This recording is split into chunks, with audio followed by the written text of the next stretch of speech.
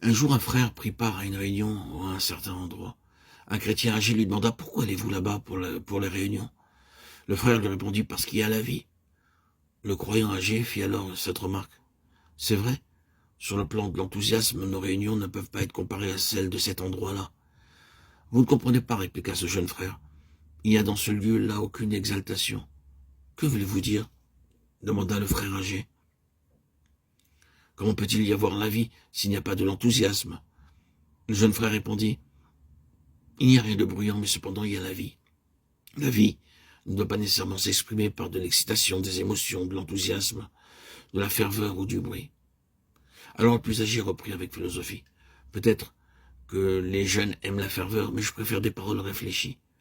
Quand j'entends des paroles profondes, je rencontre la vie. Je pense que la vie, c'est vraiment cela. » Mais le jeune frère répondit « J'ai plusieurs fois entendu ces paroles profondes auxquelles vous faites allusion, mais je n'ai pas trouvé trace de vie dans ces paroles. » Chers amis, en considérant la conversation de ces deux hommes, nous pouvons voir que la vie n'est pas dans l'excitation émotionnelle, ni dans des paroles bien méditées. Les paroles de sagesse, les citations intelligentes, les arguments logiques et prudemment exposés ne sont pas obligatoirement vie. Sans nul doute, plusieurs demanderont « Il est étrange que la vie ne soit pas dans la ferveur ou les pensées élevées. Où donc pouvons-nous trouver la vie? Qu'est-ce que la vie après tout? » Nous confessons que nous n'avons pas de meilleure façon d'exprimer ce qu'est la manifestation de cette vie.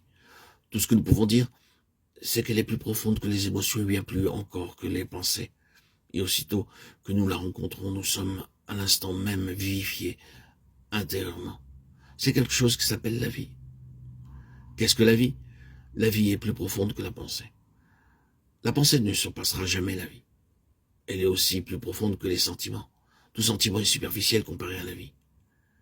Si la pensée ou les sentiments sont d'un domaine plus superficiel, qu'est donc alors la vie? Le Seigneur Jésus déclare « Je suis la vie ». Nous ne devrions donc pas conclure hâtivement que nous avons rencontré la vie, qu'il ne s'agissait après tout que d'une sorte d'ambiance chaleureuse comme cette soi-disant chaude atmosphère spirituelle. Nous devrions plutôt nous poser cette question. D'où procède donc cette ambiance?